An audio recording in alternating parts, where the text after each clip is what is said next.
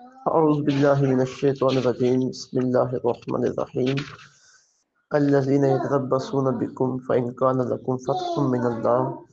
قالوا ألم نكن معكم وإن كان للكافرين نصيب قالوا ألم نستحوذ عليكم ونمنعكم من المؤمنين فالله يحكم بينكم يوم القيامة ولن يجعل الله للكافرين على المؤمنين سبيلا۔ آج کا ہمارا درس قرآن سورہ النساء کی آیت نمبر 141 سے لے کر 147 تک ہے۔ منافقین کا جو تذکرہ سورہ النساء میں چل رہا ہے، اس مقام پہ آ کے اس کا اختتام ہو رہا ہے، اور ان کی ذہنی کیفیت، مسلمانوں کے بارے میں ان کے غلط جذبات، اور پھر ان برے اعمال کی وجہ سے ان کا جو آخرت میں برا انجام ہونے والا ہے اس کا ذکر ہے، اور پھر انہیں دعوت توبہ دی جا رہی ہے۔ اب اس طرح کی جب منافقین کے بارے میں قرآن پاک میں باتیں آتی ہیں تو ان سے ایک تو ان کا کردار، ان کے رویے نکھر کے سامنے آتے ہیں، اور دوسرا ہمارے لیے عبرت کی باتیں سامنے آتی ہیں کہ ہمارا کردار اور رویہ اور عمل اس طرح کا نہیں ہونا چاہیے۔ تو فرمایا الذین یتربصون بکم، وہ جو لوگ انتظار کرتے ہیں تمہارے انجام کا، فإن کان لکم فتح، تو اگر ہو جائے تمہیں فتح، من اللہ، اللہ کی طرف سے، قالوا، تو کہتے ہیں، علم نکم معکم، کیا ہم تمہارے ساتھ نہیں تھے، وَإِن كَانَ لِلْكَافِرِينَ، اگر ہو کافروں کے لیے، نصیب، کچھ حصہ کامیابی کا، قالوا، تو وہ کہتے ہیں، علم نستحوذ علیکم، کیا ہم غالب نہیں آ گئے تھے تم پر، وَنَمْنَعْكُمْ، کیا نہیں بچایا تھا ہم نے تم کو، من المؤمنین، اہل ایمان سے، فاللہ یحکم بینکم، پس اللہ فیصلہ کرے گا تمہارے درمیان، یوم القیامہ، قیامت کے دن، وَلَن يَجْعَلَ اللَّهُ، اور ہرگز نہیں بنائے گا اللہ تعالیٰ، للکافرین، کافروں کے لیے، علی المؤمنین، اہل ایمان پر، سبیلا، غلبے کا راستہ۔ ان المنافقین، بے شک منافق، یخادعون اللہ، وہ دھوکہ دے رہے ہیں اللہ کو، یعنی اپنے گمان میں وہ اللہ کو دھوکہ دے رہے ہیں، وَهُوَ خَادِعُهُمْ، اور اللہ تعالیٰ انہیں سزا دینے والا ہے۔ وَإِذَا قَامُوا، اور جب وہ کھڑے ہوتے ہیں، اِلَى الصَّلَاةِ، نماز کی طرف، قاموا کسالى، تو کھڑے ہوتے ہیں سستی کے ساتھ، کہلی کے ساتھ، یراؤن الناس، لوگوں کو دکھانے کے لیے، ولا یذکرون اللہ، اور وہ نہیں ذکر کرتے اللہ تعالیٰ کا، الا قلیلا، مگر تھوڑی دیر، مذبذبین بین ذالک، ڈاواں ڈول ہو رہے ہیں کفر اور ایمان کے درمیان، لا الہ اولئ، نہ ادھر کے، ولا الہ اولئ، اور نہ ادھر کے، ومن یضلل اللہ، اور جسے اللہ گمراہ کر دے، فلن تجد لہ سبیلا، تو وہ ہرگز نہ پائے گا اپنے لیے ہدایت کا راستہ۔ یا ایھا الذین آمنوا، اے ایمان والو، لا تتخذوا الکافرین، نہ بناؤ کافروں کو، اولیاء، اپنا دوست، من دون المؤمنین، مسلمانوں کو چھوڑ کر، اتریدون، کیا تم ارادہ کرتے ہو، ان تجعلوا للہ، کہ بنا دو اللہ تعالی کے لیے، علیکم، اپنے خلاف، سلطان مبینہ، واضح دلیل، ان المنافقین، بے شک منافق، فی الدرک الاسفل، سب سے نچلے طبقے میں ہوں گے، من النار، دوزخ کے، ولن تجد لهم نصیرا، ہرگز نہیں پائے گا تو ان کا کوئی مددگار، الا الذین تابوا، مگر وہ لوگ جنہوں نے توبہ کی، واصلحوا، اور اپنی اصلاح کر لی، واعتصموا باللہ، اور مضبوطی سے پکڑ لیا اللہ کا دامن رحمت، واخلصوا دینہم، اور خالص کر لیا اپنے دین کو، للہ، اللہ کے لیے، فاولئک مع المؤمنین، تو یہ لوگ ایمان والوں کے ساتھ ہیں، وسوف یؤتی اللہ المؤمنین، اور عطا فرمائے گا ان قریب اللہ تعالیٰ مومنوں کو، اجرا عظیما، اجر عظیم، ما یفعل اللہ بعذابکم، کیا کرے گا اللہ تعالیٰ تمہیں عذاب دے کر، ان شکرتم، اگر تم شکر کرنے لگو، وآمنتم، اور ایمان لے آؤ، وکان اللہ شاکرا علیما، اور اللہ تعالیٰ بڑا قدردان ہے، سب کچھ جاننے والا ہے۔ اب سب سے پہلی جو آیت آج کے اس سبق میں شامل ہے، آیت نمبر 141، اس میں منافقین کی دو رخی کو بیان کیا گیا ہے کہ یہ اہل ایمان، یہ تمہارے انجام کا انتظار کرتے رہتے ہیں۔ اب تمہارا مسلمانوں کے ساتھ اگر مقابلہ ہو، کسی جگہ پہ جنگ ہو، تو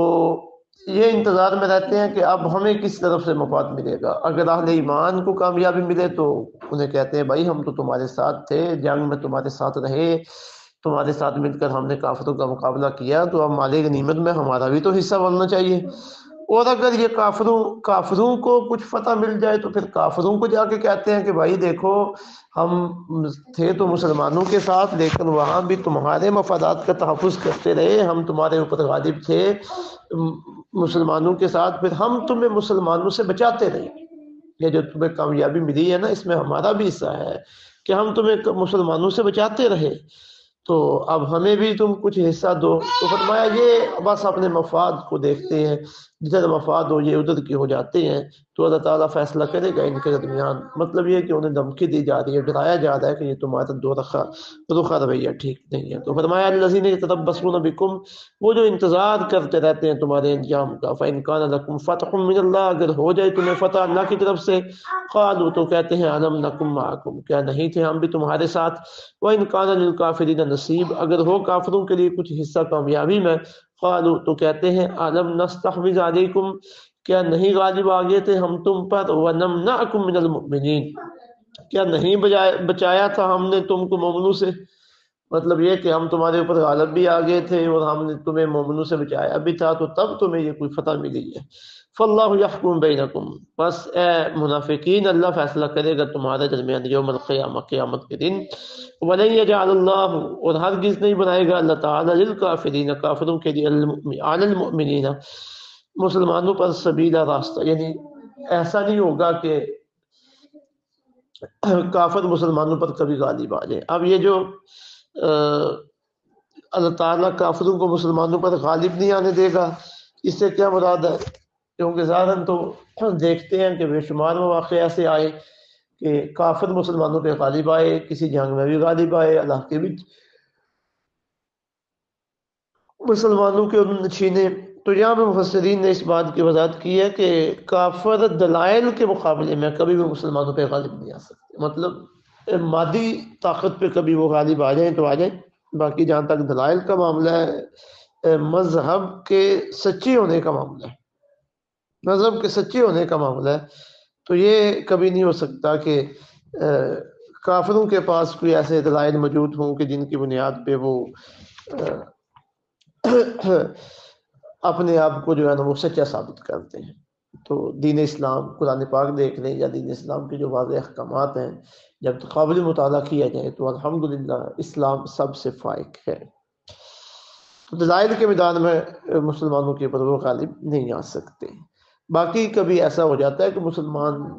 اپنے اسلام میں کمزور ہوں، ایمان میں کمزور ہوں، مادی قوت میں کمزور ہوں، تو کافر کہیں پہ ان پہ غالب آ جائیں۔ علامہ قاضی ثناء اللہ پانی پتی نے دیکھا وَأَمَّا ظُهُورُ الْكَافِرِينَ عَلَى الْمُؤْمِنِينَ فِي هَذَا الزَّمَانِ، کہ اس زمانے میں جو کافر مسلمانوں پہ غالب ہیں، فَلِضَعْفِ ایمانہم، یہ مسلمانوں کے ایمان کی کمزوری ہے، وَكَثْرَةِ عِصْیانہم، اور ان کی نافرمانیوں کی بہتات ہے، جس کی وجہ سے آج کافر مسلمانوں پہ غالب ہے۔ اللہ رب العزت مسلمانوں کو ایمان مضبوط کرنے کی، اپنے گناہوں سے معافی مانگنے کی توفیق عطا فرمائے، پھر پوری دنیا پہ اسلام کا غلبہ ہو، مسلمانوں کا غلبہ ہو۔ پھر آگے فرمایا ان المنافقین یخادعون اللہ، بے شک منافق اپنے گمان میں دھوکہ دے رہے ہیں اللہ کو، وهو خادعهم، اور اللہ تعالیٰ انہیں ان کی سزا دینے والا ہے۔ اب یہ جو خدا کا لفظ ہے، اس کا معنی یخادعون خدعۃ، اس کا معنی تو ہوتا ہے میں نے چھپنے اور پوشیدہ ہونے کے، تو اس کا اطلاق خفیہ تدبیر،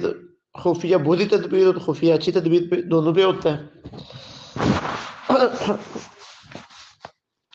تو جب کافر، منافق اور فاسق کے لیے یہ لفظ بولا جائے گا خدا کا، یخادعون کا، تو اس کا مطلب یہ ہوگا کہ وہ فریب کر رہا ہے، دھوکہ دے رہا ہے، خفیہ تدبیر کا، خفیہ بری تدبیر کر رہا ہے، سازش کر رہا ہے۔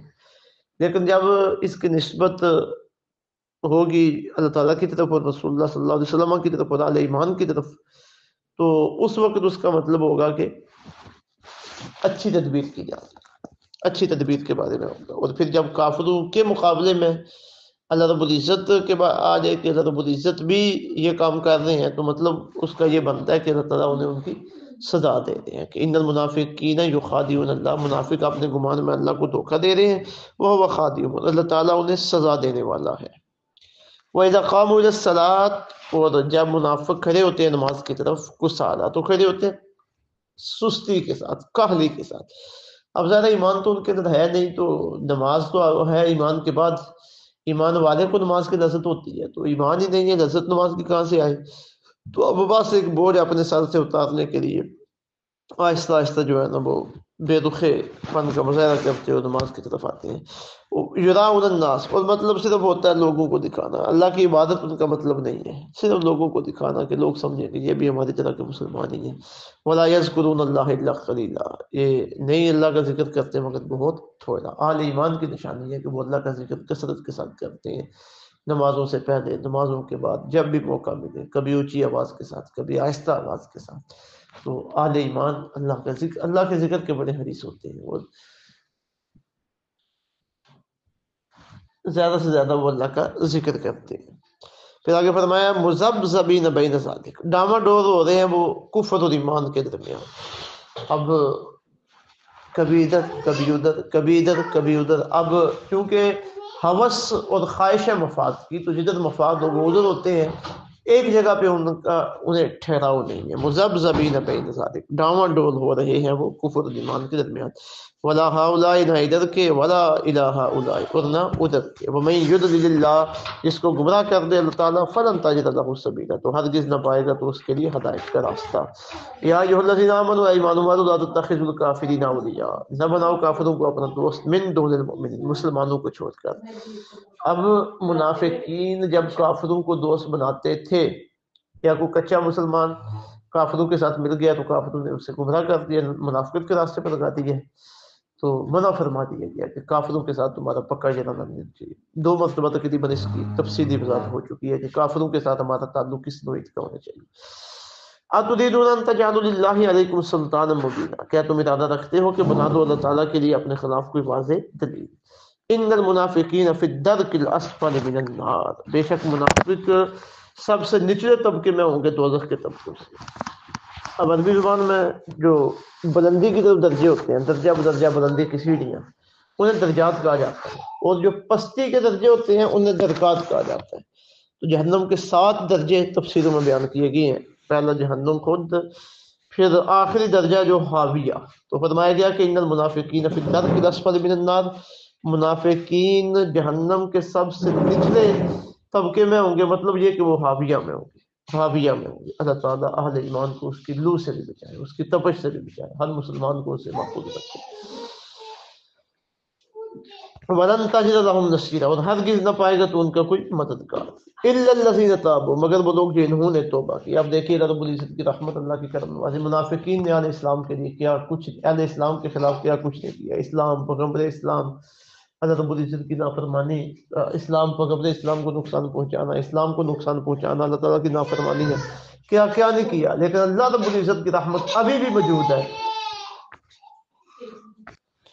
لیکن اس کے باوجود انہیں توبہ کی دعوت دی جا رہی ہے کہ آج بھی اگر تم خلوص نیت سے آ جاؤ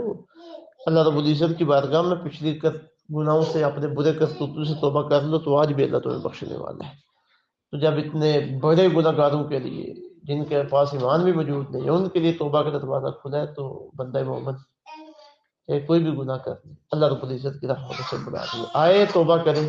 اللہ رب العزت اسے معاف کرنے کے لیے تیار ہے۔ تو فرمایا الذین تابوا واصلحوا، وہ لوگ جنہوں نے توبہ کی اور اپنی اصلاح کر لی، واعتصموا باللہ، اور مضبوطی سے پکڑ لیا اللہ کا نام رحمت، واخلصوا دینہم، اور خالص کر لیا اپنے دین کو اللہ کے لیے، اللہ اکبر، فاولئک مع المؤمنین، وہ اہل ایمان کے ساتھ، یعنی اخلاص کے ساتھ انہوں نے کلمہ توحید کو پڑھ لیا، آقا علیہ الصلوۃ والسلام کی رسالت پر انہوں نے وہ ایمان لے آئے، تو فرمایا اب جو ہے نا وہ آل ایمان کے ساتھ، یا صحابہ ہوں گے، تابعین ہوں گے، آل بیت ہوں گے، ائمہ ہوں گے، اولیاء ہوں گے، یہ ان کے ساتھ ہوں گے اگر اخلاص پیدا کر لیں۔ اخلاص کی بڑی طاقت ہے۔ حضرت معاذ بن جبل رضی اللہ تعالیٰ عنہ کی حدیث پاک جو شعب الایمان کے اندر 6443 نمبر حدیث ہے، آقا علیہ الصلوۃ والسلام نے حضرت معاذ بن جبل رضی اللہ تعالیٰ عنہ کو جب یمن کا گورنر بنا کے بھیجا، جو انہیں نصیحتیں کی، ان میں یہ بھی تھی اخلص دینہ کا، اے معاذ اپنے عمل میں اخلاص پیدا کر لے، یکفیک القلیل من العمل، تو تھوڑا عمل بھی تیرے لیے کافی ہو جائے، وسوف یؤتی اللہ المؤمنین اجرا عظیما، عطا فرمائے گا اللہ تعالیٰ علیہ ایمان کو اجر عظیم۔ آگے اللہ رب العزت ایک بات ارشاد فرما رہے ہیں کہ اللہ رب العزت اب اپنی ساری مخلوق کے ساتھ، سب انسانوں کے ساتھ مخاطب ہیں کہ یہ جو عذاب کی باتیں آتی ہیں کہ تمہیں عذاب دیا جائے گا، تمہارے پوچھ پڑتال ہوگی اور سختی ہوگی، تو فرمایا گیا کہ یہ تمہارے برے اعمال کی وجہ سے ہی ہے۔ اگر تم ایمان لے اور اللہ کا شکر ادا کرو تو اللہ کو کیا پڑی ہے تمہیں عذاب دینے کی۔ ما یفعل اللہ بعذابکم، کیا کرے گا اللہ تعالیٰ تمہیں عذاب دے کر، ان شکرتم، اگر تم شکر کرنے لگو، وآمنتم، اور ایمان لے آؤ، وکان اللہ شاکرا علیما، اللہ تعالیٰ بڑا قدردان ہے اور سب کچھ جاننے والا ہے۔ یعنی اپنے لیے نقصان کے راستے تم خود کھولتے ہو، اللہ تو یہ چاہتے ہیں کہ تم اس کی رضا کے راستوں پہ چلو اور تم جنت کے راستوں پہ چلو۔ اللہ رب العزت سمجھ اور عمل کی توفیق عطا فرمائے۔ وما علینا الا البلاغ